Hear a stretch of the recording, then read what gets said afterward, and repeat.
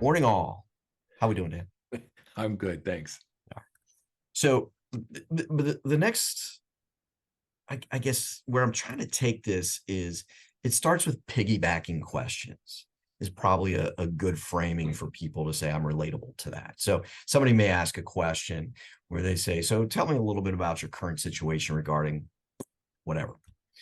And as somebody starts to process the question and think, we then add clarifiers. So we start to say things like, well, what I mean by that is ding, or as an example, this could, and you're trying to get them to think through it with you in your way, rather than allowing it to take its natural course. And I think that piggybacking those clarifying comments and questions that we ask ruin the intent of the original question, which is open-ended. I'm not a lawyer here. I don't know the answer. I'm not worried about that.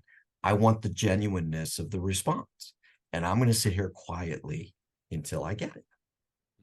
Unfortunately, our own comfort levels get invaded and we start going, well, what I mean is, those kinds of things. So can you talk about what you see there and maybe some techniques or approaches to help manage that? There's a rule that says it generally takes 3 or more questions to get to the root. Okay. Think of it like peeling an onion away. Sure. I got to get these different layers out before I get to the root. So know that. Here's the second rule. Most people don't ask the right question. It's just human nature. It's just the way, and we were programmed this way as kids. And so we would not ask our parents the actual question we wanted to ask. So for example, if I wanted to go out and play with my friends after dinner, I found out real quick, if I asked my mom, can I go out and play after dinner? She'd be like, no, we're doing this, what other stuff, right? So, and it would get no, and then I don't want to hear no. So I learned as a kid to ask her a question, hey, is there any plans for after dinner? And so sometimes we ask questions to protect ourselves. So I guess what I'm getting at is when we ask a question, allow the buyer to answer it. And in your mind, have this question of, but why? Yeah. And don't keep saying why, because then you'll sound like an interrogator. But ultimately be very curious. Like why? So for instance, if I say, John, tell me about your company, and you start talking about your people, my first thought would be, why are you mentioning your people? Why not your customers or your market share, or that you're in Pittsburgh?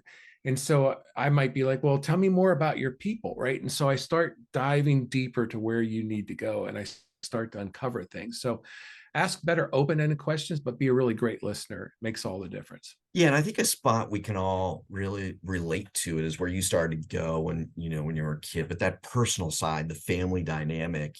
And I think that I said to my wife a couple of days ago, I said, hey, so what are the plans for Saturday? Or what's going on Saturday? My wife's response is, what do you want?